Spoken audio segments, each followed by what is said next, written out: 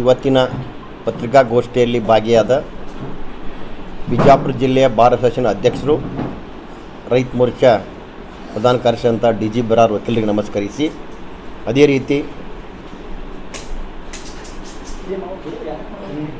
ಬಿಜಾಪುರ ಜಿಲ್ಲೆಯ ಭಾರತೀಯ ಜನತಾ ಪಕ್ಷದ ಅಲ್ಪಸಂಖ್ಯಾತ ಮೋರ್ಚಾದ ಅಧ್ಯಕ್ಷರಾದಂಥ ರಜಾಕ್ ಸಾಬ್ ವಾಲಿಕಾರ್ ನಮಸ್ಕರಿಸಿ, ಅದೇ ರೀತಿ ಎಲ್ಲ ಮಾಧ್ಯಮ ಮಿತ್ರರಿಗೆ ನಮಸ್ಕರಿಸಿ, ಇವತ್ತು ಬಿಜಾಪುರದವನಾಗಿ ಎಂ ಬಿ ಪಾಟೀಲ್ ಸಾಹೇಬರು ಕಾಂಗ್ರೆಸ್ ಸರ್ಕಾರದಲ್ಲಿ ಬೃಹತ್ ಕೈಗಾರಿಕಾ ಮಂತ್ರಿಯಾಗಿ ಮುಂದುವರೆದ ಕಾರಣಕ್ಕಾಗಿ ಅವರಿಗೆ ತಮ್ಮ ಮೂಲಕ ಅಭಿನಂದನೆಯನ್ನು ಸಲ್ಲಿಸುತ್ತೇನೆ. ಆದರೆ ನಮ್ಮ ಮಾಜಿ ಮುಖ್ಯಮಂತ್ರಿಗಳು ಸಿದ್ದರಾಮಯ್ಯನವರು ಜನತಾದಳವನ್ನು ಬಿಟ್ಟು ಕಾಂಗ್ರೆಸ್ ಪಕ್ಷದಲ್ಲಿ ಬಂದಾಗ ಈ ಕಾಂಗ್ರೆಸ್ ಸರ್ಕಾರ ನೆಲ ಕಚ್ಚಿತ್ತು. ಈ ಸಿದ್ದರಾಮಯ್ಯನವರು ಕಾಂಗ್ರೆಸ್ ಪಕ್ಷಕ್ಕೆ ಬರೋದರಿಂದ ಕಾಂಗ್ರೆಸ್ ಸರ್ಕಾರಕ್ಕೆ ಅಧಿಕಾರ ಸಿಕ್ತು. ಆದರೆ ಇವತ್ತು ಆ ಸಿದ್ದರಾಮಯ್ಯನವರಿಗೆ ಸರಿಯಾಗಿ ಆಡಳಿತವನ್ನು ಮಾಡಲಿಕ್ಕೆ ಕಾಂಗ್ರೆಸ್ ಸರ್ಕಾರ ಅನುಕೂಲ ಮಾಡಿಕೊಡಲಿಲ್ಲ. ಸಾಕಷ್ಟು ಹಿಂಸೆಯನ್ನು ಕೊಟ್ಟರು. ಅವರ ಹಿರಿತನಕ್ಕೂ ಕೂಡ ಗೌರವವನ್ನು ಕೊಡದೆ ಅವರನ್ನು ಮುಖ್ಯಮಂತ್ರಿಯಿಂದ ಕೆಳಗಿಳಿಸಿದ್ದ ನೋವನ್ನು ಕೂಡ ಇವತ್ತು ವ್ಯಕ್ತಪಡಿಸ್ತೀನಿ. ಇವತ್ತು ಮಾನ್ಯ ಸಿದ್ದರಾಮಯ್ಯನವರು ಅಹಿಂದ ಸಂಘಟನೆ ಮೂಲಕ ಕಾಂಗ್ರೆಸ್ ಸರ್ಕಾರಕ್ಕೆ ಶಕ್ತಿಯನ್ನು ತುಂಬಿದರು. ಆದರೆ ಬರೀ ಸಿದ್ದರಾಮಯ್ಯನಿಗೆ ಅಷ್ಟೇ ಅಲ್ಲ, ಇಡೀ ರಾಜ್ಯದ ಅಹಿಂದ ವರ್ಗ ಕೂಡ ಇವತ್ತು ಕಾಂಗ್ರೆಸ್ ಸರ್ಕಾರ ಅನ್ಯಾಯ ಮಾಡಿದೆ ಅಂತ ಹೇಳಿದ್ರು ತಪ್ಪಾಗಲಿಕ್ಕಿಲ್ಲ. ಇವತ್ತು ನಾನು ಪತ್ರಿಕಾಗೋಷ್ಠಿಯನ್ನು ಕರೆದ ಮುಖ್ಯ ಉದ್ದೇಶ, ಎಂ ಬಿ ಪಾಟೀಲ್ ಸಾಹೇಬರು ನಮ್ಮ ದೇಶದ ಹೆಮ್ಮೆಯ ಪ್ರಧಾನಮಂತ್ರಿ ನರೇಂದ್ರ ಮೋದಿಯವರ ಆಡಳಿತದಲ್ಲಿ ಬೆಲೆ ಏರಿಕೆ ಬಗ್ಗೆ ಪತ್ರಿಕಾಗೋಷ್ಠಿಯಲ್ಲಿ ಹೇಳ್ಕೊಂಡಿದ್ದಾರೆ.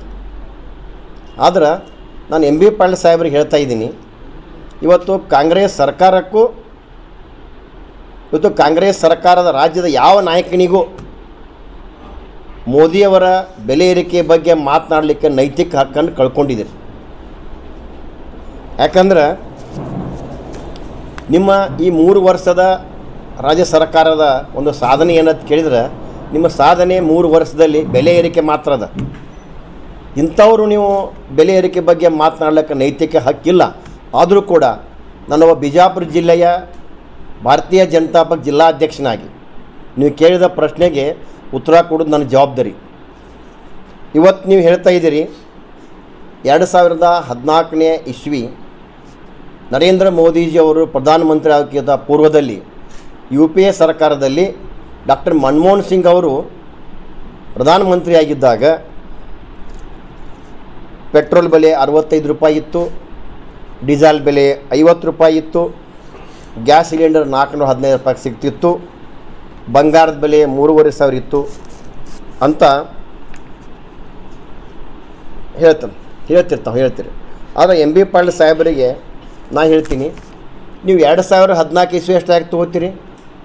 ಇದು ಹೆಂಗಾಕೈತೆ ಅಂದ್ರೆ, ನಾವು ಸಣ್ಣವರಿದ್ದಾಗ ನಮ್ಮ ಅಜ್ಜ ಮತ್ತು ಅಜ್ಜಿ ಹೇಳ್ತಿದ್ರು, ನಮ್ಮ ಕಾಲದಲ್ಲಿ ಇಷ್ಟು ರೊಕ್ಕ ಕೊಟ್ಟರೆ ಕಿಲೋ ಬಂಗಾರ ಬರ್ತಿತ್ತು ಅಂತಕ್ಕಂಥದ್ದು. ಬೆಲೆ ಏರಿಕೆ ಅಂತಕ್ಕಂಥದ್ದು ಅದು ನಡೀತಕ್ಕಂಥ ಪ್ರಕ್ರಿಯೆ ಅದು. ಆದರೆ ಮೊದಲು ಹೊಲಗಳ ಬೆಲೆ 1,000 ರೂಪಾಯಿ ಎಕರೆ ಇತ್ತು, ಇವತ್ತು 30 ಲಕ್ಷ ಎಕರೆ ಆಗಿದೆ. ಆದರೆ ನಾನು ಒಂದು ಕ್ಲಿಯರ್ ಮಾಡ್ತೀನಿ ಎಂ ಬಿ ಪಾಟೀಲ್ರಿಗೆ, ಯಾವಾಗ ಕಾಂಗ್ರೆಸ್ ಸರ್ಕಾರದ ಅವಾಗಿನ ಬೆಲೆ ಏರಿಕೆಗೆ ಕಂಪೇರ್ ಮಾಡಿದರೆ ಭಾರತೀಯ ಜನತಾ ಪಕ್ಷದ ಬೆಲೆ ಏರಿಕೆ ಭಾಳಷ್ಟು ಕಡಿಮೆ. ಉದಾಹರಣೆಯಾಗಿ ಇವತ್ತು ನೀವು 2014 ಇಸ್ವಿ ತೊಗೋದು ಬದಲಾಗಿ ನೀವು 2010 ವರ್ಷ ಹಿಂದೆ ಹೋಗ್ರಿ, 2004ನೇ ಇಸ್ವಿಗೆ ಹೋಗ್ರಿ. ಅವಾಗ UPA ಸರ್ಕಾರ ಇತ್ತಲ್ಲ, ಅವಾಗೇನಿತ್ತು ಪೆಟ್ರೋಲ್ ಬೆಲೆ, ಡೀಸೆಲ್ ಬೆಲೆ ಅಂತಕ್ಕಂಥದ್ದು. ಅವತ್ತು 2000 ಪೆಟ್ರೋಲ್ ಬೆಲೆ 33 ರೂಪಾಯಿ ಇತ್ತು. 10 ವರ್ಷದ ನಂತರ UPA ಸರ್ಕಾರದಲ್ಲಿನ ಅದು 65 ರೂಪಾಯಿ ಪೆಟ್ರೋಲ್ ಬೆಲೆ ಆಯಿತು. ಅಂದರೆ ಸುಮಾರು 111% ರೇಟ್ ಏರಿಕೆ ಆಯ್ತು 10 ವರ್ಷನ್ಯಾಗ. ಆದರೆ ನರೇಂದ್ರ ಮೋದಿ ಅವ್ರ ಆಡಳಿತದಲ್ಲಿ 2014ರಿಂದ ಸುಮಾರು 2026ವರೆಗೆ ನೀವು ಕಂಪೇರ್ ಮಾಡಿದರೆ ಪೆಟ್ರೋಲ್ ಬೆಲೆ ಏರಿಕೆ ಆಗಿದ್ದು ಓನ್ಲಿ 45% ರೇಟ್ ಮಾತ್ರ ಹೆಚ್ಚಾಗಿದೆ. ಅಂದರೆ ಇದ್ರ ಬಗ್ಗೆ ನೀವು ತಾವು ವಿಚಾರಕ್ಕೆ ಉತ್ತರ ಕೊಡ್ರಿ. ಡೀಸೆಲ್ ಬೆಲೆ ಹೇಳ್ತೀರಿ, ಮನಮೋಹನ್ ಸಿಂಗ್ ಅವ್ರ ಆಡಳಿತದಲ್ಲಿ 2014ರಲ್ಲಿ 55 ರೂಪಾಯಿ ಇತ್ತು ಹೇಳ್ತೀರಿ. 10 ವರ್ಷದಿಂದ ಹೋಗ್ರಿ, 2004ನೇ ಇಸ್ವಿಗೆ ಹೋಗ್ರಿ, ಅವತ್ತಿನ ಬೆಲೆ ಏನಿತ್ತು? ಅವತ್ತು ಡೀಸೆಲ್ ಬೆಲೆ ಬರೀ 22 ರೂಪಾಯಿ ಇತ್ತು. 22 ರೂಪಾಯಿಂದ 55 ರೂಪಾಯಿ ಇರೋದು ನಿಮ್ಮ ಸರ್ಕಾರದಲ್ಲಿನ ಅದು ಸುಮಾರು 150% ರೇಟ್ ಹೆಚ್ಚಾಗೈತೆ ಅವತ್ತಿನ 10 ವರ್ಷನಾಗ. ಆದರೆ ಇವತ್ತಿನ ನರೇಂದ್ರ ಮೋದಿಯವರ ರೇಟ್ ಬದಲ ನೋಡಿದ್ರೆ ಸುಮಾರು 82% ಮಾತ್ರ ಹೆಚ್ಚಾಗೈತಿ. ಇದು ಯಾಕೆ ಹೆಚ್ಚಾಗೈತೆ ಅಂದ್ರೆ ಈ ಜಾಗತಿಕ ಬಿಕ್ಕಟ್ಟಿನಲ್ಲೂ ಕೂಡ ಕೇಂದ್ರ ಸರ್ಕಾರ ಭಾರತೀಯರಿಗೆ ಬೆಲೆ ಏರಿಕೆ ತೊಂದರೆ ಆಗಬಾರ್ದು ಅಂತೇಳಿ ಕೇಸಿಂದ ನರೇಂದ್ರ ಮೋದಿಯವರು ಎಕ್ಸೈಸ್ ಡ್ಯೂಟಿ ಕಡಿಮೆ ಮಾಡಿದ್ದಾರೆ. ಇವತ್ತು ಪೆಟ್ರೋಲ್ ಮೇಲೆ 13 ರೂಪಾಯಿ ಎಕ್ಸೈಸ್ ಡ್ಯೂಟಿ ತೊಗೋತಿದ್ದು ಕೇಂದ್ರ ಸರ್ಕಾರ. ಇವತ್ತು ಈ ಭಾರತೀಯರಿಗೆ ಜನಸಾಮಾನ್ಯರಿಗೆ ಹೊರೆ ಆಗಬಾರ್ದು ಕೇಸಿಂದ 13 ರೂಪಾಯಿ ತೆಗೆದುಕೊಳ್ತಕ್ಕಂಥ ಎಕ್ಸೈಸ್ ಡ್ಯೂಟಿಯನ್ನು 10 ರೂಪಾಯಿ ಕಡಿಮೆ ಮಾಡಿ ಬರೀ 3 ರೂಪಾಯಿ ತೆಗೆದುಕೊಳ್ತಾ ಇದ್ದಾರೆ. ಡೀಸೆಲ್ ಮೇಲೆ 10 ರೂಪಾಯಿ ಎಕ್ಸೈಸ್ ಡ್ಯೂಟಿ ಇತ್ತು, ಅದನ್ನು ಕಂಪ್ಲೀಟ್ ಬಿಟ್ಬಿಟ್ಟಾರೆ. ಅಂದರೆ ಇದು ಜನರಿಗೆ ಪರವಾದ ಸರ್ಕಾರ ಇರೋದ್ರಿಂದ. ಆದರೆ ನಾನು ಇವತ್ತು MB ಪಾಟೀಲರಿಗೆ ಕೇಳ್ತಾ ಇದ್ದೆ, ಒಬ್ಬ ಕಾಂಗ್ರೆಸ್ ಸರ್ಕಾರದ ಪ್ರಭಾವಿ ನಾಯಕರಿರ್ತಾವೆ. ಇವತ್ತು ಪೆಟ್ರೋಲ್ ಡೀಸೆಲ್ ಏರಿಕೆ ಮಾಡಿದವರು ಕೇಂದ್ರ ಸರ್ಕಾರ ಅಲ್ಲ, ಇದು ಇಂಟರ್ನ್ಯಾಷನಲ್ ಮಾರ್ಕೆಟ್ನಲ್ಲಿ ಬೆಲೆ ಹೆಚ್ಚಾಗಿದೆ, ಟ್ಯಾಕ್ಸ್ನಲ್ಲಿ ಕಡಿಮೆ ಮಾಡಿದ್ದಾರೆ ಅವರು. ಆದರೆ ನೀವೇನು ಮಾಡ್ತಾಯಿದ್ದೀರಿ? ಸುಮಾರು ನಿಮ್ಮ ಆಡಳಿತದಲ್ಲಿ 2 ಸಲ ಪೆಟ್ರೋಲ್ ಮತ್ತು ಡೀಸೆಲ್ ಬೆಲೆಯನ್ನು ಏರಿಸಿದಿರಿ. ಇವತ್ತು ಸುಮಾರು ರಾಜ್ಯ ಸರ್ಕಾರ ಪೆಟ್ರೋಲ್ ಮೇಲೆ 29.84 ಟ್ಯಾಕ್ಸ್ ವ್ಯಾಟ್ ತೊಗೋತೀರಿ ನೀವು. ಡೀಸೆಲ್ ಮೇಲೆ 21.17 ರೂಪಾಯಿ ಟ್ಯಾಕ್ಸ್ ತೊಗೋತೀರಿ. ಅಂದಾಜು ಸುಮ್ಮನೆ ರಫ್ ಲೆಕ್ಕ ಮಾಡಿದಾಗ ಸುಮಾರು 1 ಲೀಟ್ರ್ ಪೆಟ್ರೋಲ್ ಜನಸಾಮಾನ್ಯ ಖರೀದಿ ಮಾಡಿದಂದ್ರೆ 33 ರೂಪಾಯಿ ಇವತ್ತು ರಾಜ್ಯ ಸರ್ಕಾರ ಹೋಗ್ತೈತಿ. 1 ಲೀಟ್ರ್ ಡೀಸೆಲ್ ಒಬ್ಬ ಜನಸಾಮಾನ್ಯ ಖರೀದಿ ಮಾಡಿದಂದ್ರೆ 21 ರೂಪಾಯಿ ರಾಜ್ಯ ಸರ್ಕಾರ ಹೋಗ್ತೈತಿ. ನೀವು ದೊಡ್ಡ ಮನಸ್ಸು ಮಾಡಿರಿ. ಈಗ ಜಾಗತಿಕ ಮಟ್ಟದಲ್ಲಿ ಕಚ್ಚಾ ತೈಲಗಳ ಬೆಲೆ ಏರಿಕೆ ಇರ್ಬೋದು, ಇಂಟರ್ನ್ಯಾಷನಲ್ ಮಾರ್ಕೆಟ್ನ ಬೆಲೆ ಏರಿದ್ರಿಂದ ನೀವು ಎಲ್ಲಿವರೆಗೆ ಅದು ಸಮ ಆಗುವವರೆಗೆ ನೀವು ಟ್ಯಾಕ್ಸ್ ಬಿಟ್ಬಿಡ್ರಿ. ರಾಜ್ಯದ ಜನರ ಮೇಲೆ ನಿಮಗೆ ಕನಿಕರ ಇತ್ತಂದ್ರೆ ನೀವೊಬ್ಬರು ಈ ರೀತಿ ಬೆಲೆ ಏರಿಕೆ ಬಗ್ಗೆ ಮಾತನಾಡ್ತಕ್ಕಂಥ MB ಪಾಟೀಲ್ ಇರ್ಬೋದು, ಇವತ್ತು ರಾಜ್ಯ ಸರ್ಕಾರದ ಎಲ್ಲ ಮುಖ್ಯಮಂತ್ರಿಗಳೆಲ್ಲರಿಗೂ ನಾನು ಮನವಿ ಮಾಡ್ತೀನಿ, ನಿಮಗೆ ಅಷ್ಟು ಕಳಕಳಿ ಇತ್ತಂದ್ರೆ ಯಾವ ರೀತಿ ನಮ್ಮ ನರೇಂದ್ರ ಮೋದಿಯವರು ಜನರ ಮೇಲೆ ಹೊರೆ ಬೀಳಬಾರ್ದು ದೇಶದಿಂದ ಟ್ಯಾಕ್ಸನ್ನು ಬಿಟ್ಟಿದ್ದಾರೆ, ಇದು ಎಕ್ಸೈಸ್ ಡ್ಯೂಟಿ ಕಟ್ ಮಾಡಿದ್ದಾರೆ. ಆ ರೀತಿ ನೀವು ಟ್ಯಾಕ್ಸ್ ಬಿಟ್ಬಿಟ್ರಿ ಅಂದ್ರೆ ಪುಣ್ಯಾತ್ಮರೇ, ಇವತ್ತು ನಿಮಗೆ ನಮ್ಮ ರಾಜ್ಯ ಜನರಿಗೆ ಪೆಟ್ರೋಲ್ 77 ರೂಪಾಯಿ 60 ಪೈಸೆ ಕೊಡ್ಬೋದು, ಡೀಸೆಲ್ 77 ರೂಪಾಯಿ ಕೊಡ್ಬೋದು. ಇವತ್ತು ಅಷ್ಟು ಕಡಿಮೆ ಮಾಡೋಕ್ಕೆ ಸಾಧ್ಯ ಐತೆ ನಿಮಗೆ. ಆ ಕೆಲಸ ಯಾಕೆ ಮಾಡಬಾರ್ದು? ಇವತ್ತು ಗೃಹ ಉಪಯೋಗಿ ಗ್ಯಾಸ್ ಬಗ್ಗೆ ತಾವು ಮಾತನಾಡ್ತೀವಿ. ಇದು ಗ್ಯಾಸ್ ನಮ್ಮ ಇಂಡಿಯಾದಲ್ಲಿ ಸಿಗ್ತಕ್ಕಂಥದ್ದಲ್ಲ, ಇದನ್ನು ಇಂಪೋರ್ಟ್ ಮಾಡ್ಕೋಬೇಕಾಗೈತಿ. ಇದು ಜಾಗತಿಕ ಯುದ್ಧ ಮಟ್ಟದಲ್ಲಿ ಇವತ್ತು ಉಕ್ರೇನ್ ಇಸ್ರೇಲ್ ರಷ್ಯಾ ಇದ್ದಿರ್ಬೋದು, ಇವತ್ತು ಇರಾನ್ ಮತ್ತು ಇಸ್ರೇಲ್ ಯುದ್ಧ ಇರ್ಬೋದು ಸಂದರ್ಭದಲ್ಲಿ ಇವತ್ತು ಸಾಕಷ್ಟು ಜಲಸಂಧಿಗಳ ಮಾರ್ಗಗಳೇ ಬಂದಾದ ಸಂದರ್ಭದೊಳಗೆ ಇವತ್ತು ನರೇಂದ್ರ ಮೋದಿಯವರು ಭಾಳಷ್ಟು ಪ್ರಯತ್ನ ಮಾಡಿ ಇವತ್ತು ಭಾರತೀಯರಿಗೆ ತೊಂದರೆ ಆಗದ ರೀತಿ ಸಾಕಷ್ಟು ಪ್ರಯತ್ನ ಮಾಡ್ತಾ ಇದ್ದಾರೆ. ನೀವು ಯುವಕರ ಬಗ್ಗೆ ಮಾತನಾಡ್ತೀರಿ. ಇವತ್ತು ಕೇಂದ್ರ ಸರ್ಕಾರ ಸ್ಟಾರ್ಟಪ್ ಇರ್ಬೋದು, ಮುದ್ರಾ ಯೋಜನೆ ಮೂಲಕ 100 ಕೋಟಿ ಹಣವನ್ನು ಸಾಲವನ್ನು ಕೊಡುವ ಮೂಲಕ ಇವತ್ತು ಯುವಕರಿಗೆ ಉದ್ಯೋಗದಾತರನ್ನು ಮಾಡಿದ್ದಾರೆ. ಇವತ್ತು ರಾಜ್ಯ ಸರ್ಕಾರ ಇವತ್ತು 3 ಲಕ್ಷ ಹುದ್ದೆಗಳ ಖಾಲಿ ಇದ್ದರು, ಇವತ್ತು ಆರ್ಥಿಕ ಇಲಾಖೆ ಅದನ್ನು ತುಂಬ್ತಾ ಇಲ್ಲ. ಅಂದರೆ ನೀವು ಪೊಳ್ಳು ಭರವಸೆಗಳಿಗಾಗಿ ರಾಜ್ಯದ ಒಂದು ಹಣಕಾಸು ವ್ಯವಸ್ಥೆ ಹಾಳು ಮಾಡಿದಿರಿ. ಅದಕ್ಕೆ ಇವತ್ತು ಆರ್ಥಿಕ ಇಲಾಖೆ ಕೂಡ ಒಪ್ಪಲಾದಂಥ ಪರಿಸ್ಥಿತಿಗೆ ಬಂದಿದೆ. ಚಿನ್ನದ ಬೆಲೆ ನೀವು ಕಂಪೇರ್ ಮಾಡಿದರೆ UPA ಸರ್ಕಾರದಲ್ಲಿ 370% ಹೆಚ್ಚಾಗೈತೆ, ಅದೇ NDA ಸರ್ಕಾರದಲ್ಲಿ 167% ಮಾತ್ರ ಹೆಚ್ಚಾಗೈತೆ. ಇವತ್ತು ಇನ್ನೊಂದು, ಈಗ ತಾವೆಲ್ಲ ನೋಡಿದ್ವಿ ನಾವು 3 ವರ್ಷನಾಗೆ ಎಲ್ಲ ವಸ್ತುಗಳ ಮೇಲೆ ಬೆಲೆ ಏರಿಕೆ ಮಾಡಿರಿ. ಈಗ ಖರೀದಿ ರೈತರ ಹೊಲ ಖರೀದಿಯಲ್ಲಿ ಇರ್ಬೋದು, ಅದು ಕೂಡ ಸಾಕಷ್ಟು ಬದಲಾವಣೆಯನ್ನು ಹೆಚ್ಚು ಮಾಡಿದ್ದೀರಿ. ಆದರೆ ಪುಣ್ಯಾತ್ಮರೇ, ಇವತ್ತು ಈ ಸಾಲ ಮಾಡ್ತಕ್ಕಂಥ ವ್ಯಕ್ತಿಗಳಿಗೆ, ರೈತರಿರ್ಬೋದು, ವ್ಯಾಪಾರಸ್ಥರಿರ್ಬೋದು, ಸಾಲ ಮಾಡ್ತಕ್ಕಂಥ ವ್ಯಕ್ತಿಗೆ ಮಾರ್ಟ್ಗೇಜ್ ಮಾಡಬೇಕು, ಅವ್ರ ಉತ್ತಾರಿ ಮೇಲೆ ಬೋಜ ಏರಿಸ್ಬೇಕಂದ್ರೆ ಅವ್ರಿಗೂ ಕೂಡ ಲಕ್ಷ ನೀವು ವಸೂಲಿ ಮಾಡ್ತಾಯಿದ್ರಿ. ಸಾಲ ಮಾಡೋರಿಗೆ ಕೂಡ ಇವತ್ತೊಂದು ಟ್ಯಾಕ್ಸ್ ಕಲೆಕ್ಟ್ ಮಾಡ್ತಕ್ಕಂಥ ಏನು ಒಂದು ಪರಿಸ್ಥಿತಿ ಅದ. ಅದಕ್ಕೆ ಇವತ್ತು ನಾನು ಹೇಳೋದಿಷ್ಟೇ, ನಿಮಗೆ ಯಾವ ನೈತಿಕತೆ ಉಳಿದಿಲ್ಲ. ಇನ್ನೊಂದು ವಿಷಯ ನಾನು ಬರ್ತೀನಿ. ಎಂ ಬಿ ಪಾಟೀಲರು ಒಂದು ಮಾತು ಹೇಳಿದ್ದಾರೆ, 2028ಕ್ಕೆ ಅಲ್ಪಸಂಖ್ಯಾತರನ್ನು ನಾವು ಎಮ್ ಎಲ್ ಎ ಮಾಡ್ತೀವಿ ಅಂತ. ಅಂದರೆ ಬಿಜಾಪುರ ಜಿಲ್ಲೆ ಜನತೆ ಕ್ಲಿಯರ್ ಮಾಡ್ಯಾರ ಅವರು, ಇಲ್ಲಿವರೆಗೆ ಅಲ್ಪಸಂಖ್ಯಾತರನ್ನು ಶಾಸಕನ ಮಾಡೋಕೆ ಅವ್ರ ಪ್ರಯತ್ನ ಯಾರೂ ಮಾಡಿಲ್ಲ ಅಂತಕ್ಕಂಥದ್ದು ಕ್ಲಿಯರ್ ಆಗಿದೆ.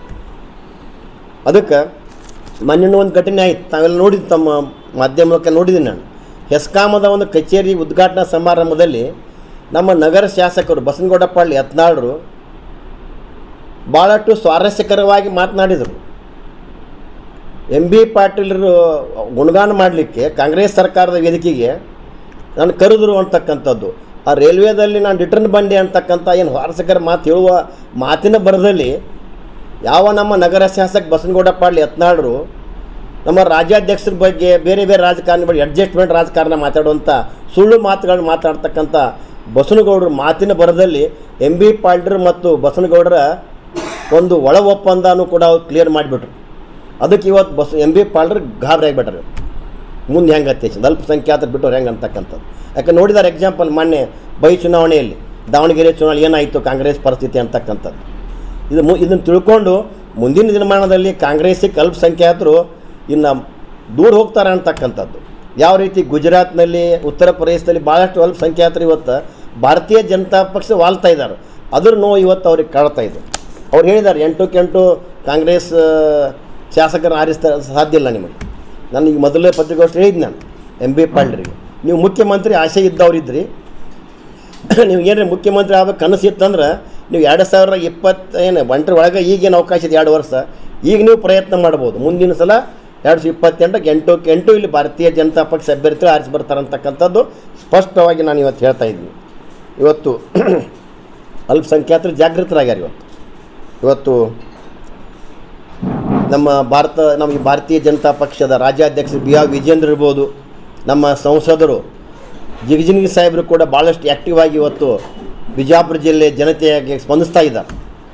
ಬರುವ ದಿನಮಾನದಲ್ಲಿ ಇವರು ನಮ್ಮ ಜಿಗಜಿಣಗಿ ಸಾಹೇಬರ ನೇತೃತ್ವದಲ್ಲಿ ನಾವು 8ಕ್ಕೆ8 ಮತಕ್ಷೇತ್ರದಲ್ಲಿ ಭಾರತೀಯ ಜನತಾ ಪಕ್ಷ ಗೆಲ್ತದೆ. ಮತ್ತು ಇನ್ನೊಂದು ಅಲ್ಪಸಂಖ್ಯಾತರ ಬಗ್ಗೆ ನಾನು ಹೇಳುವುದೇನೆಂದ್ರೆ, ಇವತ್ತು ಅಲ್ಪಸಂಖ್ಯಾತರನ್ನು ಬರೀ ಬಳಕೆ ಮಾಡ್ಕೊಂಡಾರೆ ಇವರು ಅಲ್ಪಸಂಖ್ಯಾತರನ್ನು ಕಾಂಗ್ರೆಸ್ ಸರ್ಕಾರ. ಇವತ್ತು ಅಲ್ಪಸಂಖ್ಯಾತರಿಗೆ ಏನು ಮಾಡಿದ್ರಿ ನೀವು? ಭಾಳಷ್ಟು ಯುವಕರ ಕೈಯಾಗ ಕಲ್ಲು ಕೊಡ್ತಾ ಕೆಲಸ ಮಾಡಿದ್ರಿ. ಇವತ್ತು ಕಾಶ್ಮೀರದ ಪರಿಸ್ಥಿತಿ ನೋಡಿದಾಗ ಭಾಳಷ್ಟು ಅಲ್ಪಸಂಖ್ಯಾತ ಯುವಕರಿಗೆ ಕಲ್ಲು ಕೊಟ್ಟು ಅವರ ಬದುಕನ್ನು ಹಾಳು ಮಾಡ್ತಾಯಿದ್ರು. ಇವತ್ತು ಯಾವಾಗ ನಮ್ಮ ನರೇಂದ್ರ ಮೋದಿಯವರು ಕಾಶ್ಮೀರವನ್ನು ನಮ್ಮ ಕ್ಲಿಯರ್ ಮಾಡಿದಾಗ ಇವತ್ತು ಆ ಮಕ್ಕಳ ಕೈಯಲ್ಲಿ ಪೆನ್ನು ಮತ್ತು ಪುಸ್ತಕ ಬರ್ತಾ ಇದೆ. ಇವತ್ತು ಆ ಮಕ್ಕಳ ತಂದೆ ತಾಯಿ ಇರ್ಬೋದು, ಅವ್ರ ಪೇರೆಂಟ್ಸ್ ಇರ್ಬೋದು, ಇವತ್ತು ಆನಂದ ಪಡ್ತಾ ಇದ್ದಾರೆ ಮಕ್ಕಳ ಒಂದು ಬದಲಾವಣೆಯನ್ನು ಕಂಡು. ಇನ್ನೂ ಸ್ವಲ್ಪ ಇದೆ ಬದಲಾವಣೆ, ಸ್ವಲ್ಪ ದಿವಸದಲ್ಲಿ ಆಗ್ತೈತೆ ಅಂತಕ್ಕಂಥದ್ದು. ಅದಕ್ಕೆ ಕೊನೆಯದಾಗಿ ನಾನು ಇನ್ನೊಂದು ಬಿಜಾಪುರ ಜಿಲ್ಲೆಯ ರಾಜಕೀಯ ಬಗ್ಗೆ ಸ್ವಲ್ಪ ನಾನು ಮಾತನಾಡೋಕ್ಕೆ ಇಚ್ಛೆ ಪಡ್ತೀನಿ. ಇವತ್ತು ನಾವೆಲ್ಲ ನೋಡ್ತಾ ಇದ್ದೀವಿ ಬಿಜಾಪುರ ರಾಜಕೀಯ ಒಂದು ವ್ಯವಸ್ಥೆ, ಪತ್ರಿಕಾಗೋಷ್ಠಿ ಇರ್ಬೋದು, ವೈಯಕ್ತಿಕವಾಗಿ ಟಾರ್ಗೆಟ್ ಮಾಡ್ತಕ್ಕಂಥದ್ದು, ಕೆಟ್ಟ ಪದಗಳನ್ನ ಬಳಕೆ ಮಾಡ್ತಕ್ಕಂಥದ್ದು, ಎಲ್ಲರಿಗೂ ಕೆಟ್ಟ ಪದಗಳನ್ನ ಬಳಕೆ ಮಾಡ್ತಕ್ಕಂಥದ್ದು ಕೂಡ ಭಾಳ ನೋವಿನ ಸಂಗತಿ ಅದು.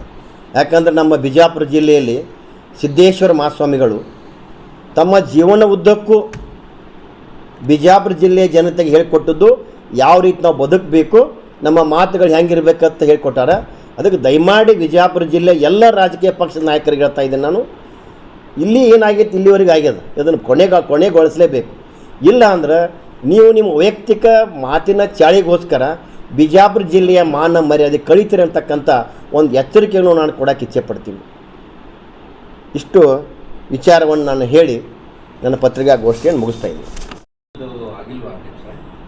ಸರ್, ಬೆಲೆ ಏರಿಕೆ ಕೇಂದ್ರ ಮಾಡೇ ಇಲ್ಲ. ಏನಾದರೂ ಜಾಗತಿಕ ಈ ಯುದ್ಧಗಳ ಪರಿಣಾಮವಾಗಿ ಕ್ರೂಡ್ ಆಯಿಲ್ ರೇಟ್ ಹೆಚ್ಚಾಗಿದ್ದರಿಂದ ಎಲ್ಲ ದೇಶಗಳಲ್ಲಿ ಕೂಡ ಬೆಲೆ ಏರಿಕೆ ಆಗಿದೆ. ಕ್ರೂಡ್ ಆಯಿಲ್ ಸರ್ ನೀವು ಕಂಪೇರ್ ಮಾಡಿದಾಗ ಕ್ರೂಡ್ ಆಯಿಲ್ ಕಡಿಮೆ ಹೆಚ್ಚು ಆಗ್ತಿರ್ತದೆ ಮಾರ್ಕೆಟ್ನ ಬೆಲೆಯಲ್ಲಿ. ಅದರ ಬೆಲೆ ಏರಿಕೆಯಲ್ಲಿ ನಮ್ಮ ಪರ್ಸೆಂಟೇಜ್ ಲೆಕ್ಕ ತೆಗೆದಾಗ ಭಾಳಷ್ಟು ಕಡಿಮೆ ಇದೆ ನಮ್ಮದು. ಈಗ ಹೇಳಿದ್ರಿ ಇದು ರಾಜಕಾರಣಿಗಳಿಗೆ ಮಾತನಾಡುವವರು ಮೀಡಿಯಾದಲ್ಲಿ ಅಪಶಬ್ದಗಳು ಯಾರು ಅನ್ನೋದು ಬಹಿರಂಗಪಡಿಸ್ತೀವಿ ಸರ್. ಒಂದೇ ಕೈ ಚಪ್ಪಾಳೆ ಆಗೋದಿಲ್ಲ. ನಾವು ಗಾಡಿಗೆ ಏನು ಬಾಲ್ ಚೆಂಡು ಹೋಗಿತ್ತೀವೋ ಚೆಂಡು ರಿವರ್ಸ್ ಬರಾಕತ್ತೇವೆ. ಎರಡೂ ಕಡೆ ಎಲ್ಲ ಕಡೆಯೂ ನಡೆದಾವೆ, ಎಲ್ಲ ಕಡೆಯೂ ಬಂದ್ ಆಗಬೇಕದು. ಒಂದೇ ಕಡೆ ಏನೋ ಹೇಳಕ್ಕೆ ಇಚ್ಛೆ ಪಡೋದು, ಎಲ್ಲ ಕಡೆಯೂ ಅದು ಬಂದ್ ಆಗಬೇಕು ಮಾರ್ಗ. ತಮ್ಮ ಪತ್ರಿಕಾ ಮಾಧ್ಯಮದವ್ರಿಗೆ ಮನವಿ ಮಾಡ್ತಾನೆ. ಪತ್ರಿಕಾಗೋಷ್ಠಿ ಯಾವ ರೀತಿ ಇಂಡಿವಿಜುವಲ್ ಹೋದಾಗ ನೀವು ಕಟ್ ಮಾಡಿರಿ, ಅವ್ರಿಗೆ ವಾರ್ನಿಂಗ್ ಮಾಡಿರಿ. ನಿಮ್ಗೆ ಆ ವಿಷಯಗಳು ಹೊರಗೆ ಬರಲಾರ್ದಂಗೆ ಮುಂದೆ ಪತ್ರಿಕಾಗೋಷ್ಠಿನ ಹಿಂಗೆ ಕೆಟ್ಟ ಮಾತನ್ನು ಮಾತನಾಡಲಾರ್ದಂಥ ಭಾವನೆಗಳು ಅವರಿಗೂ ಕೂಡ ಬರಬೇಕಾಗಿದೆ. ಪ್ರೊಫೆಷ್ನಲ್ ಆಗಿದ್ದವರು ಯಾರೂ ಅದನ್ನು ಹಾಕಿಲ್ಲ. ಬಟ್ ಏನಂತಂದರೆ ಮಾತಿನ ಬರೋದಲ್ಲಿ ನೀವು ಏನಾದರೂ ಹೇಳಿಬಿಟ್ರೆ ನಾವು ಅದು ಕೆಲವೊಂದು ಸಂದರ್ಭದಲ್ಲಿ ಲೈವ್ ಇರ್ತದೆ, ಏನೂ ಮಾಡೋಕ್ಕಾಗೋದಿಲ್ಲ. ಅದೇ ಪ್ರಜ್ಞಾವಂತಿಕೆ ಬೆಳೆಸ್ಕೋಬೇಕಲ್ಲ, ಅದು ಮುಖ್ಯವಾಗಿದೆ ಸರ್. ತಮ್ಮದು ತಾವು ಪ್ರಯತ್ನ ನೀವು ಮಾಡ್ತಾ ಇದ್ದೀರಿ. ಅದನ್ನು ಕೂಡ ರಾಜಕೀಯ ವ್ಯಕ್ತಿಗಳು ಯಾರು ಈ ರೀತಿ ಬಿಜಾಪುರದ ಮಾನ ಮರ್ಯಾದೆ ಕಳೆಯಕತ್ತಾರಲ್ಲ, ಅವರು ಈ ಕೆಲಸ ಮಾಡಬೇಕಂತ ನನಗೆ ನೋವಿಂದ ಹೇಳ್ತಾ ಇದ್ದೀನಿ ನಾನು. ಸಂಸ್ಕೃತಿ ಅಂತ ಹೇಳ್ತಾರೆ, ಸಂಸ್ಕೃತಿ ಎಲ್ಲಿದೆ? ಸಂಸ್ಕೃತಿ ಹೋಗೇ ಬಿಟ್ಟೈತೆ ಸರ್ ಇವತ್ತಿನ ವಾತಾವರಣದಲ್ಲಿ. ಇನ್ನೊಂದು ನಮ್ಮ ರಜಾಕ್ ಸಾಬ್ ವಾಲಿಕಾರ್ ಇವತ್ತು ನಮ್ಮ ಭಾರತೀಯ ಜನತಾ ಪಕ್ಷ ಅಲ್ಪಸಂಖ್ಯಾತ ಅಧ್ಯಕ್ಷ ಮಾಡಿದ್ದೀವಿ. ಭಾಳಷ್ಟು ಆ್ಯಕ್ಟಿವ್ ಪರ್ಸನ್ ಇದ್ದಾರೆ. ಅವ್ರಿಗೂ ಕೂಡ ಒಂದೆರಡು ಮಾತು ಅವರು ಹೇಳಿ.